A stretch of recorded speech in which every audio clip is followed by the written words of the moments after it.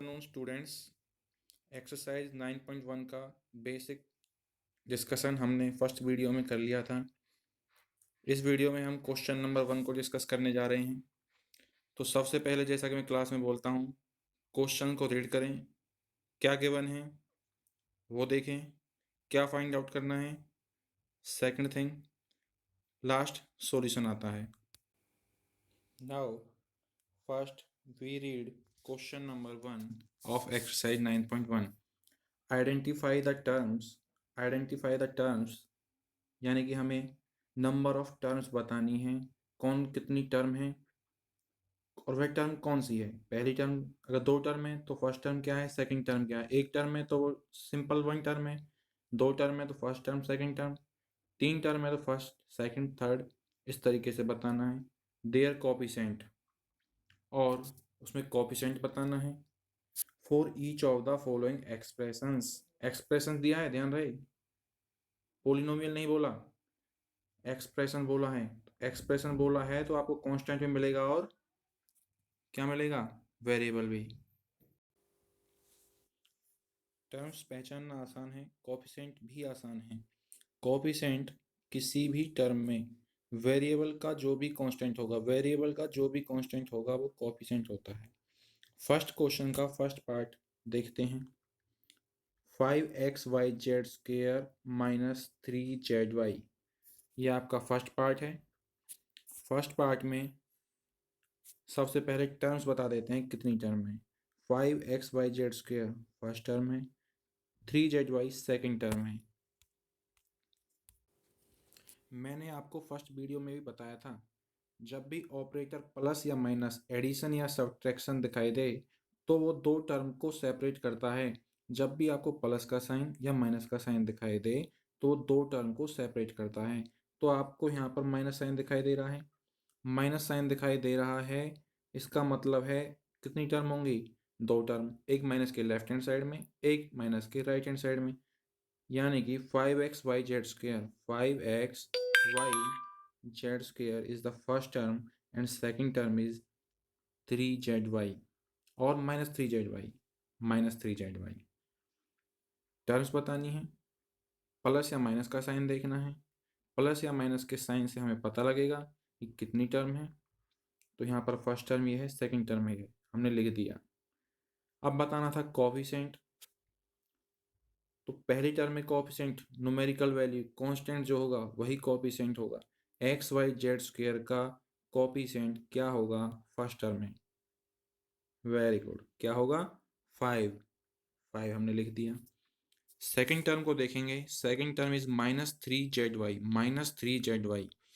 तो Z Y का coefficient, variables are Z and Y, तो टोटल जेड वाई का कोफिशिएंट क्या होगा, जो कांस्टेंट होगा। कांस्टेंट क्या है सेकंड टर्म में, -3।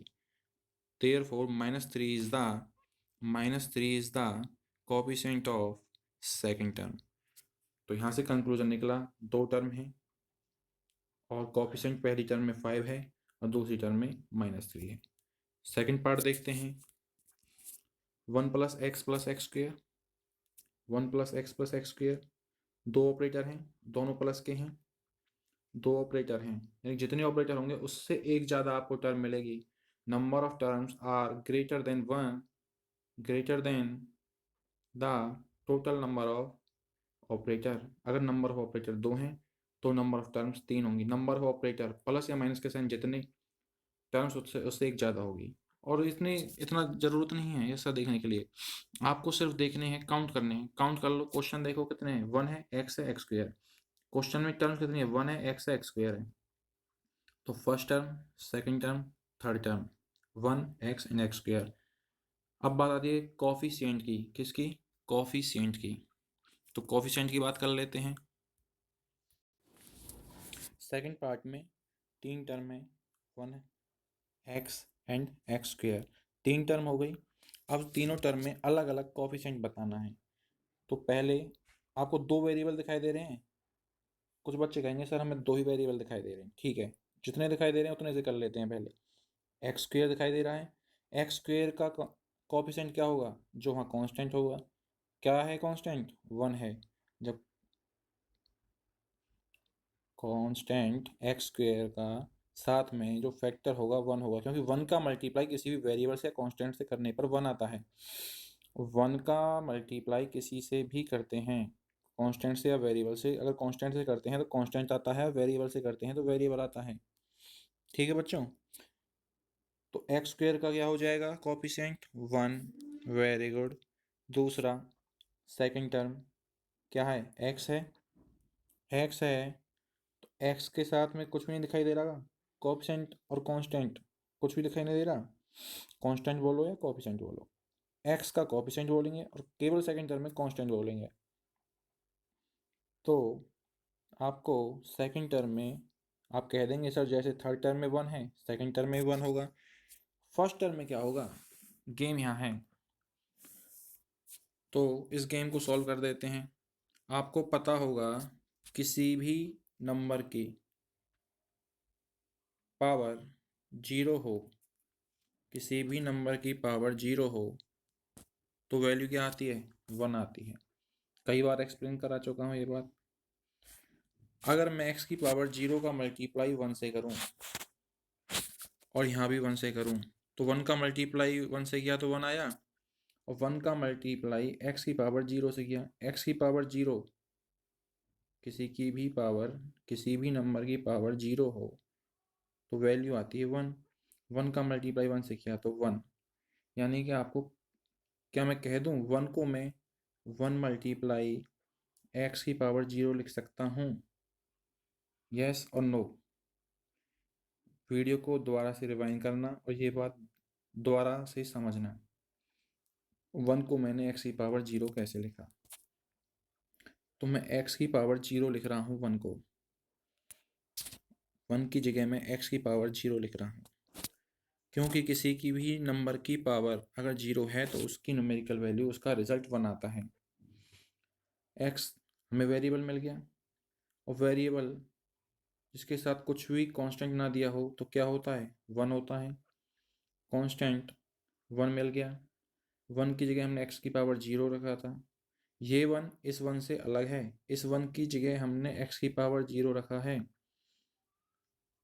ठीक है, अब मैं पूछता हूँ कि x की पावर 0 का कोफिशिएंट क्या होगा, x की पावर 0 का कोफिशिएंट क्या होगा, तो आप कह देंगे सर 1 होगा। तो तीनों ही टर्म में कोफिशिएंट क्या आ गया, 1 आ गया। फर्स्ट टर्म में क्या है 1, x की पावर 0 रख करके हमने चेक किया। सेकंड टर्म में क्या आया 1, x का कोफिशिएंट है जो कि। थर्ड टर्म में कोफिशिएंट क्या आया 1, x की पावर 2 यानी कि एक्स स्क्वायर का कोफिशिएंट है। फिफ्थ पार्ट देखते हैं। फिफ्थ पार्ट में गिवन है x/2 y/2 minus xy, half of x plus half of y minus xy। कितनी कितनी टर्म है, बच्चा कहेगा 3 टर्म है।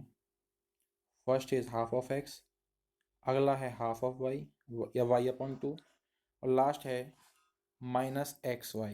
लास्ट टर्म क्या है, माइनस xy। 3 टर्म है, तीनों को लिख दिया।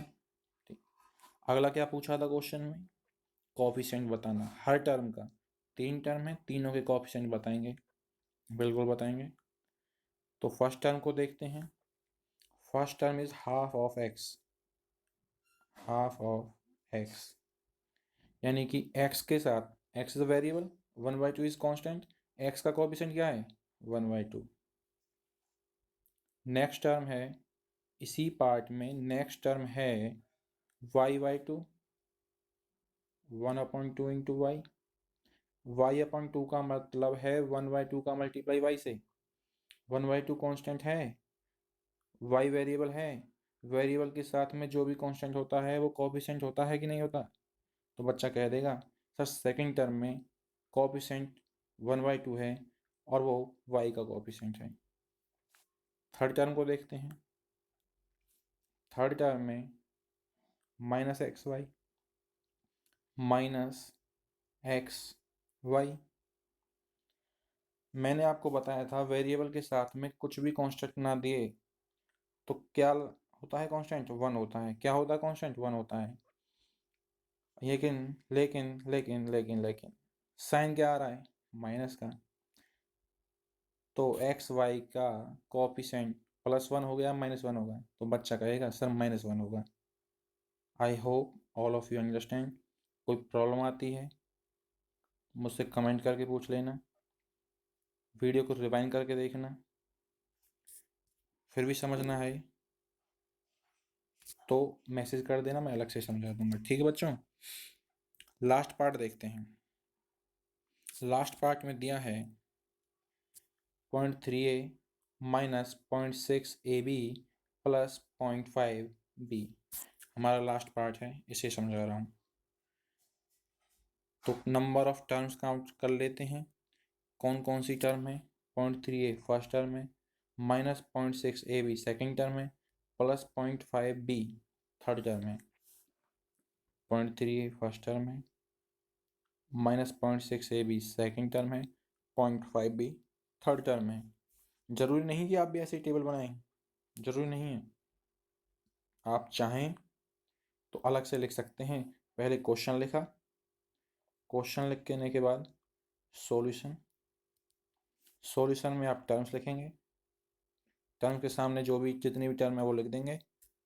उसके बाद टर्म लिखने के बाद नीचे क्या लिख देंगे? कोएफिशिएंट। यानी कि सॉल्यूशन में, दोबारा बताता हूँ बच्चों, आपको टर्म लिखना है, जो भी टर्म है वो आ जाएंगी, कॉमा लगा के लिखना है। फिर कोएफिशिएंट आ जाएंगे उसी पार्ट के। कोएफिशिएंट लिखने के बाद अगला पार्ट करना है आपको। तो हम लास्ट पार्ट समझ रहे थे, वापस आ जाओ। हमने टर्म्स बता दी, 0.3a minus 0.6ab and 0.5b। अब बताना है कोएफिशिएंट। फर्स्ट टर्म में 0.3 कांस्टेंट है, a वेरिएबल है। तो बच्चा आता है, वो कहता है सर मैं बताऊंगा, बता दे कि फर्स्ट टर्म में वेरिएबल क्या है। तो वो कहता है सर वेरिएबल a है। मैंने पूछा कांस्टेंट क्या है, उसने कहा सर फर्स्ट टर्म में कांस्टेंट 0.3a। तो मैंने कहा क्या अब तू मुझे बता सकता है कि वेरिएबल a का कोएफिशिएंट क्या होगा? तो उसने कहा सर वेरिएबल a का कोएफिशिएंट 0.3 होगा। ठीक है। अब सेकंड टर्म के बारे में बच्चा पूछता है, वो कहता है sir second term is -0.6ab, -0.6 is constant, ab is variable. तो वेरिएबल के साथ में जो भी कांस्टेंट होता है वो उसका क्या होता है? कोएफिशिएंट। तो बच्चा कहता है सर ए बी का ध्यान सुनना, ए का नहीं, बी का नहीं, ए बी का कोएफिशिएंट -0.6 होगा। तो -0.6 उसने लिख दिया। अब बच्चा कहता है सर लास्ट टर्म का भी बता दूं? मैं कि हाँ बता दे। तो वो कहता है लास्ट टर्म में 0.5b, लास्ट टर्म है 0.5b, 0.5 कांस्टेंट है एंड b इज वेरिएबल। और जो भी आपने बताया था सर, जो भी वेरिएबल होता है उसके साथ में कांस्टेंट जो भी होगा वो उसका कोएफिशिएंट होगा। यानी कि वेरिएबल के साथ में जो भी कांस्टेंट होगा वो उसका कोएफिशिएंट होगा। तो बच्चे ने कहा सर थर्ड टर्म में b is the variable, 0.5 is constant, therefore b का कोएफिशिएंट 0.5 होगा। तो बच्चों फर्स्ट क्वेश्चन यहीं खत्म होता है। 3 पार्ट मैंने करा दी, 3 पार्ट खुद से करने हैं। कोई प्रॉब्लम आती है तो कमेंट करके ज़रूर बताएं। ठीक है बच्चों।